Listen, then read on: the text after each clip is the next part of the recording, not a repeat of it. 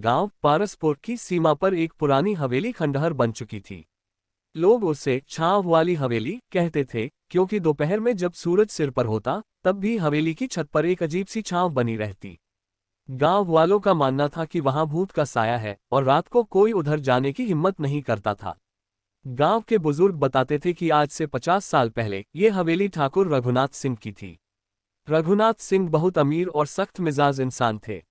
कहते हैं कि उन्होंने अपने नौकरों पर बहुत अत्याचार किए और हवेली में कई अनजान लोगों की मौतें भी हुई। एक दिन अचानक उनकी भी रहस्यमयी मौत हो गई और लोगों ने वहां जाना छोड़ दिया।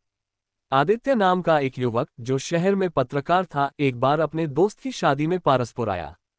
गांव की रहस्यमयी कहानियों में उसकी गहरी दिलचस्पी थी। जब उसने छांव वाली हवेली के बारे में सुना तो उसमें एक नई खबर की खुशबू आ गई। उसने ठान लिया कि वो इस रहस्य से पर्दा उठाएगा। गांव वालों ने उससे बहुत मना किया, लेकिन आदित्य नहीं माना। उसने तय किया कि वो रात में हवेली जाकर वहां एक रात बिताएगा और सब रिकॉर्ड करेगा। रात के 10 बजे वह हवेली के भीतर गया। दीवारें सीलन से भरी थीं, खिड़कियां टूटी हुई और एक अजीब सी सड़ांध चारों तरफ फैली थी। जैसे ही वह हवेली के अंदरूनी कमरे में गया, वहां का तापमान अचानक गिर गया। पसीना सूख गया और एक अजीब सी सिहरन पूरे शरीर में दौड़ गई। शायद हवा का असर हो, आदित्य ने खुद को समझाया। लेकिन वहां खिड़की ही नहीं थी। मध्यरात्रि का रहस्य। रात के ठीक 12 बजे हवेली की दीवारों पर अजीब परछाइयां उभरने लगीं। आदित्य ने देखा कि एक बूढ़ा आदमी, जिसकी आंखों से खून बह रहा था, उसके सामने खड़ा है। क्यों आया है तू मेरी नींद तोड़ने? उस परछाई ने भारी आवाज में पूछा। आदित्य डर से कांप गया, लेकिन पत्रकारिता के जुनून में उसने सवाल किया, आप कौन हैं? क्या आप रघुनाथ सिंह हैं? भूत ने जोर से चिल्लाकर कहा, मैं वही हूं जिसने इस हवेली को खून से सींचा है। अब ये मेरी आत्मा का कैदखाना है।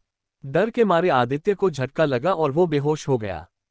जब उसकी आंख खुली तो सुबह हो चुकी थी। दरवाजा खुला था, कैमरा जमीन पर पड़ा था और सब कुछ सामान्य लग रहा था। वह किसी तरह गांव लौटा। गांव में पहुंचकर उसने कैमरे की रिकॉर्डिंग चेक की, लेकिन उसमें कुछ भी नहीं था। रात की सारी डरावनी घटनाएं जैसे कभी हुई ही न हो। लेकिन उसकी गर्दन पर एक जलने का निशान था, जैसे किसी ने गर्म छड़ी से छुआ हो। आदित्य ने इस अनुभव को अपने ब्लॉग पर लिखा और धीरे धीरे छांव वाली हवेली एक बार फिर चर्चा में आ गई। पर आज भी कोई उस हवेली के पास रात को नहीं जाता। कुछ कहते हैं कि रघुनाथ सिंह की आत्मा आज भी अपने किए पापों का प्रायश्चित कर रही है, और जो कोई उस हवेली में रात बिताता है उसे उसकी सजा चुकानी पड़ती है। कहते हैं हवेली की छांव किसी पेड़ की नहीं, बल्कि एक भटकी आत्मा की है, जो आज भी अपने पुराने गुनाहों के साथ वहां कैद है।